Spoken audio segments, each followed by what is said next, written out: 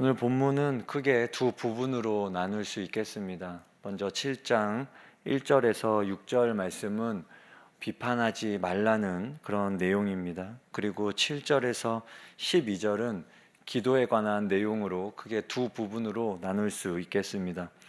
먼저 1절에서 6절 말씀을 살펴보겠습니다. 우리 함께 1절과 2절 말씀, 7장 1절과 2절 말씀 함께 읽어보겠습니다. 시작. 비판을 받지 아니하려거든 비판하지 말라.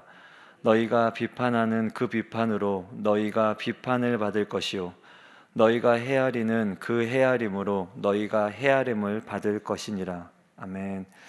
비판을 받지 아니하려거든 비판하지 말라.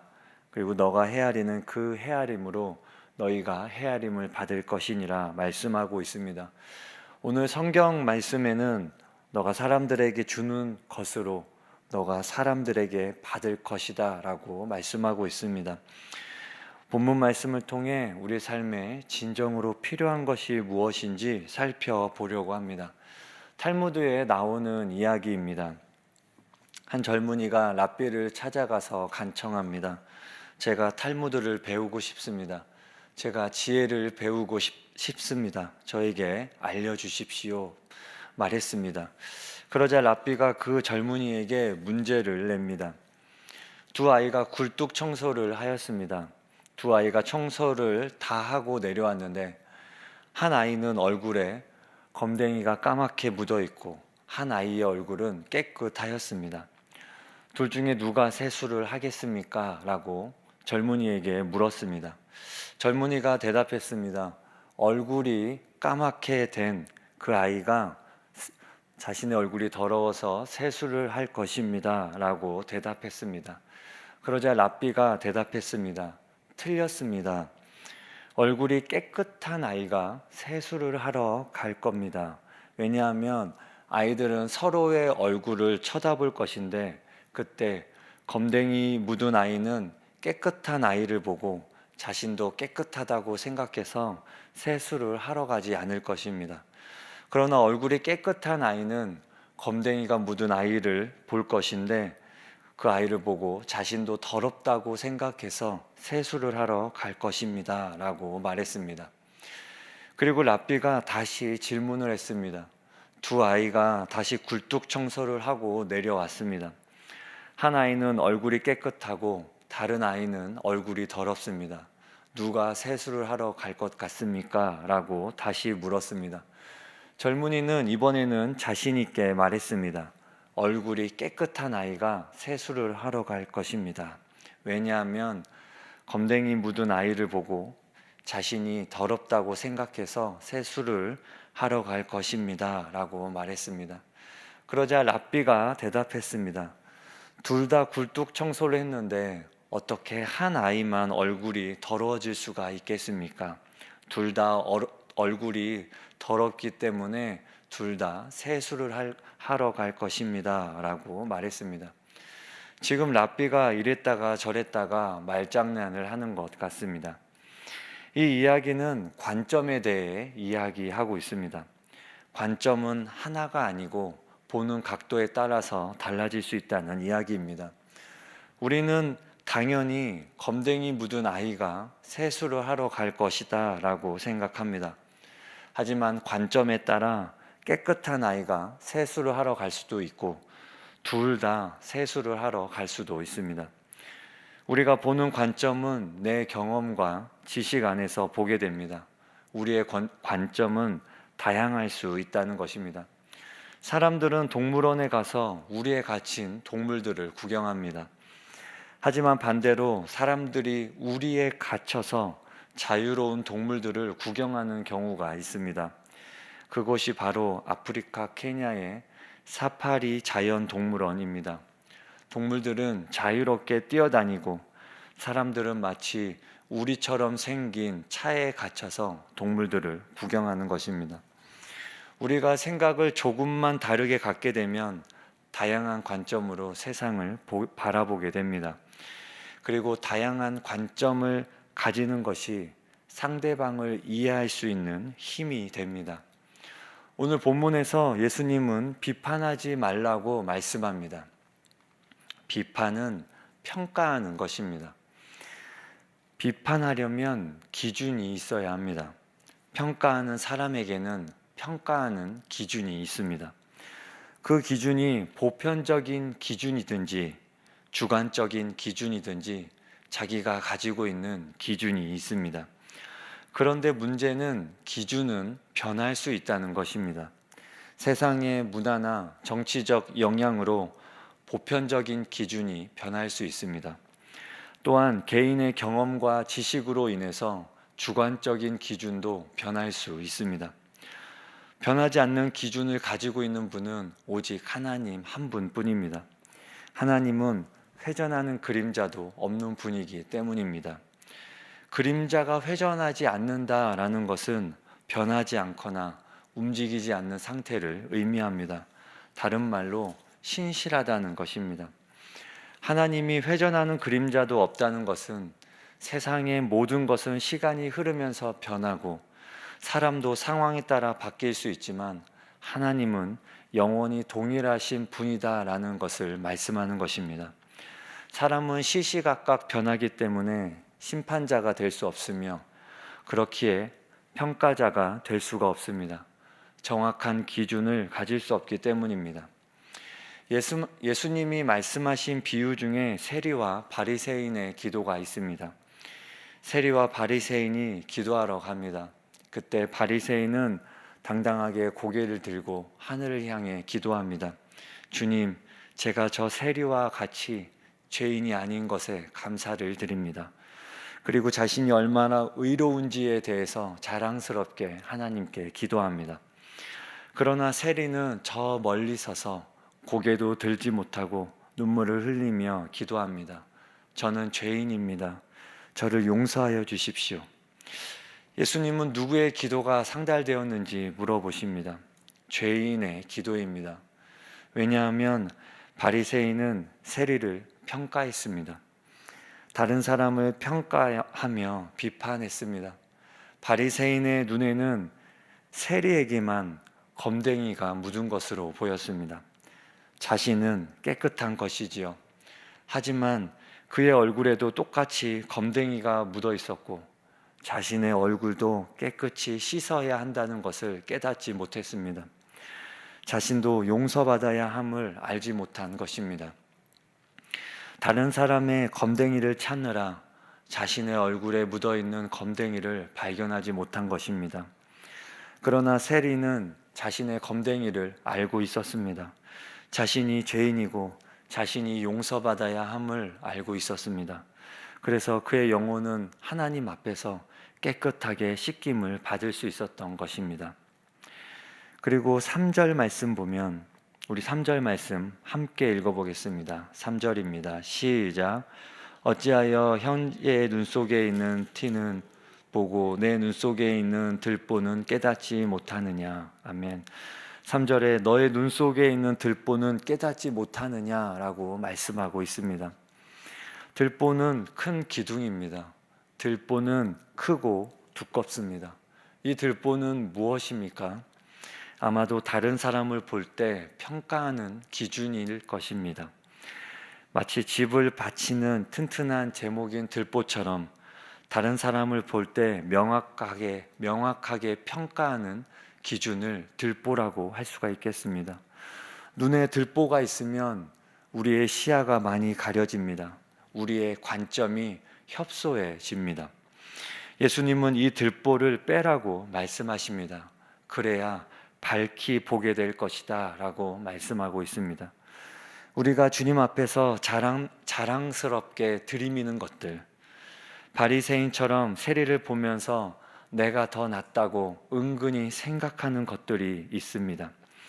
이런 들보가 나의 평가 기준이 되어서 거대한 들보처럼 우리의 눈을 가리고 있다고 말씀하는 것입니다. 예전에 어떤 집사님이 식당에서 일을 하셨습니다. 오후 5시부터 새벽 5시까지 경양식 레스토랑에서 일을 했는데 밤이 되면 술을 파는 술집으로 변하는 식당이었습니다. 그 집사님은 남편이 일을 하지 않고 계셔서 혼자 가정의 생계를 책임져야만 했습니다. 그분이 이렇게 말씀하시는 것을 들었습니다. 제가 저의 직장을 위해서 기도합니다. 하나님, 사실 이곳은 술을 파는 곳입니다. 그래서 제가 이곳이 장사가 잘 되게 해달라고 기도하는 것이 너무나 죄송스럽습니다. 하나님, 하지만 이곳이 잘 돼야 제가 이곳에서 잘리지 않고 일을 계속할 수가 있습니다. 제가 책임져야 할 아이들이 셋이나 있습니다. 그러니 염치불구하지만 하나님, 이 식당을 돌보아 주십시오. 이렇게 기도한다고 하셨습니다. 우리가 가지고 있는 들보를 따라 본다면 예수님 믿는 사람이 술집에서 일을 하다니 그럼 되겠냐라고 할 수도 있겠습니다. 하지만 이 집사님은 자신의 얼굴에 검댕이가 묻어 있는 것을 알고 있었습니다. 그래서 죄송스러운 마음으로 기도한 것이지요.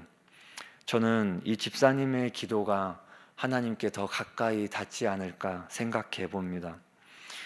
우리 안에 필요한 것은 상대방을 향한 비판과 평가보다는 헤아림이 필요할 것입니다. 너희가 헤아리는 그 헤아림으로 너희가 헤아림을 받을 것이다 말씀하고 있습니다. 우리 안에 크고 두꺼운 들보로 기준을 세우기보다는 다양한 관점으로 상대방을 이해하는 헤아림이 필요할 것입니다. 그리고 이러한 헤아림은 상대방을 이해하는 힘이 됩니다. 우리는 다른 사람을 다 알 수가 없습니다. 그 사람이 어떠한 형편에 처해 있는지, 어떠한 상황과 환경 속에서 자랐는지 알 수가 없습니다. 어떤 아픔을 가지고 살아가는지 알지 못합니다. 그러므로 비판보다는 다양한 관점을 가지고 상대방을 헤아리는 아량이 우리에게 필요할 것입니다. 예수전도단 간사들은 공동 생활을 합니다. 그래서 함께 살면서 식사 준비도 하고 청소도 하고 그렇게 집을 돌보며 살아갑니다. 돈이 많지 않아서 고기보다는 계란으로 단백질을 섭취할 때가 많습니다.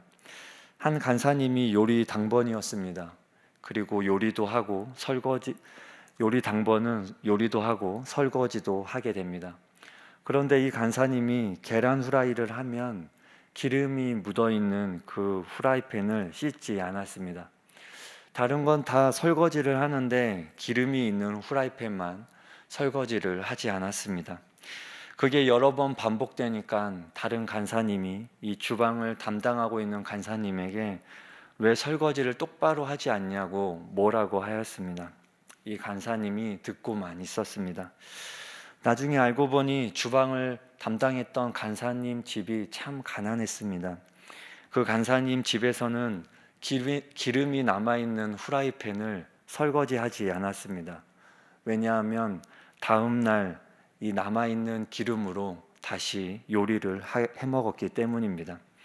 그래서 이 간사님은 집에서 하듯이 설거지를 하지 않았던 것이지요. 후라이팬을 닦아야 한다는 것을 그때 처음 알았다고 합니다. 물론 후라이팬까지 완벽하게 청소하는 게 올바른 것이겠지요. 하지만 헤아리는 마음으로 후라이팬을 설거지하지 않는 이유를 물어봤다면 더 좋지 않았을까 생각해 봅니다. 우리는 서로를 잘 알지 못합니다. 우리가 가지고 있는 들보로 다른 사람들을 비판하고 평가하기보다는 다른 사람을 헤아리는 넓은 마음이 있기를 소망합니다. 심판과 재판은 오직 하나님께 맡기고 우리는 넓은 아량으로 상대방을 헤아리기를 소망합니다.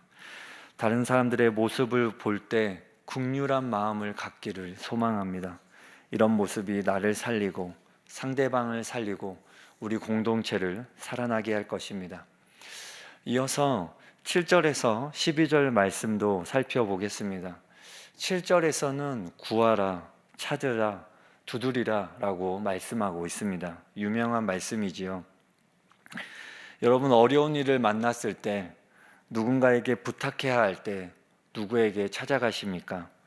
나랑 관계가 어렵고 생판 모르는 사람에게 찾아가십니까? 아니지요. 아마도 처음에는 내 부탁을 들어줄 만한 사람, 마음이 편한 사람에게 찾아갈 것입니다. 관계가 어려운 사람에게, 생판 모르는 사람에게 구하고 찾고 두드리는 것은 참 어려운 일입니다. 그런데 지금 말씀에서 하나님께 찾고 구하고 두드리라 라고 말씀하고 있습니다. 왜 하나님께 구합니까? 그분이 우리의 아버지가 되시기 때문입니다. 11절 말씀에 하늘에 계신 너희 아버지께서 이렇게 말씀하고 있습니다. 하나님이 우리의 아버지가 되신다라고 말씀하고 있습니다. 하나님이 우리의 아버지가 되시기 때문에 우리가 하나님께 구하는 것입니다. 하나님이 우리의 기도를 들어주시고 응답하시기 때문입니다. 하나님은 우리를 어색하게 여기지 않으시고 하나님과 우리는 생판 모르는 남이 아니라 하나님이 우리의 좋은 아버지가 되십니다. 그래서 우리는 하나님께 당당하게 구하는 것이지요. 제 아들이 하나 있는데 유신이가 용돈이 필요할 때 앞집에 살고 있는 최 목사님에게 가서 1,000원만 달라고 말하지 못합니다. 하지만 저에게 와서는 당당하게 마치 돈을 맡겨놓은 사람처럼 돈을 달라고 요구합니다. 제가 아버지이기 때문이지요. 아들의 당당한 모습에 가끔은 황당하게 여겨지기도 하지만 이런 모습이 참 좋습니다. 저의 아들이기 때문이지요. 제가 무서워서 말 한마디 못하는 것보다는 당당하게 요구하는 것이 더 좋아 보입니다. 그렇다고 제가 모든 요구를 다 들어주지는 않습니다. 아이에게 좋은 것을 주려고 하지만 그것이 아이의 모든 요구를 다 들어준다는 그런 의미는 아닙니다. 왜냐하면 아이는 아직 어리고 보호가 필요하기 때문입니다. 본문 말씀도 보면 하나님이 구하는 모든 것을 준다고 말씀하시지 않았습니다. 아들이 떡을 달라 할 때 떡을 주고 생선을 달라고 하는데 생선을 준다고 말씀하고 있지 않습니다. 구하는 것을 그대로 준다고 말씀하고 있지 않습니다. 하나님은 좋은 것을 준다고 말씀하고 있습니다. 하나님이 생선 대신 뱀을 주거나 떡 대신 돌을 주는 그런 분이 아닙니다. 우리의 아버지 되시는 하나님은 우리에게 좋은 것을 주십니다. 우리가 구할 때 하나님은 정말로 좋은 것을 주고 싶어 하십니다. 이것이 본문의 핵심입니다. 하나님은 인색하지 않습니다. 우리에게 주고 싶어 하십니다. 우리를 골탕 먹이지 않습니다. 우리의 기도 생활이 그렇습니다. 우리는 다 알지 못하며 하나님의 보호가 필요합니다. 때로는 이해할 수 없는 응답이 올 때도 있습니다. 그러나 하나님이 기도를 들으시며 하나님이 우리에게 필요한 것을 때에 따라 공급하신다는 것을 믿는 믿음이 필요합니다. 그분은 우리의 좋은 아버지가 되십니다. 오늘 새벽도 우리는 우리에게 좋은 아버지께 기도로 나아가 하나님께 구하고 찾고 두드리는 오늘 이 시간이 되기를 소망합니다. 우리 함께 주기도문 하겠습니다. 하늘에 계신 우리 아버지, 아버지의 이름을 거룩하게 하시며 아버지의 나라가 오게 하시며 아버지의 뜻이 하늘에서와 같이 땅에서도 이루어지게 하소서. 오늘 우리에게 일용할 양식을 주시고 우리가 우리에게 잘못한 사람을 용서하여 준 것 같이 우리 죄를 용서하여 주시고 우리를 시험에 빠지지 않게 하시고 악에서 구하소서. 나라와 권능과 영광이 영원히 아버지의 것입니다. 아멘.